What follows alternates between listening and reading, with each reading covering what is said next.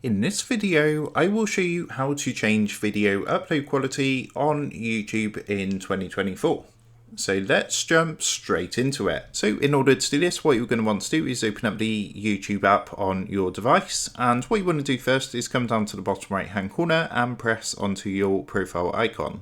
What you need to do next is come up to the top right hand corner and press onto this gear icon to go into your settings. And in here, you should see an uploads option. Now, if you don't see it in here, it could be in the general section. So if you actually press onto general, you should see uploads here. And if you go ahead and press onto upload, you should see the option to change the upload quality. Now, for myself, this is currently not showing. So this could be the chance that it's not currently been rolled out for my country. But for yourself, you want to come into this section and you're going to be able to change the video upload quality from here. So that is how to change video upload quality on YouTube in 2024. With that being said, I hope this quick tutorial did help you out today.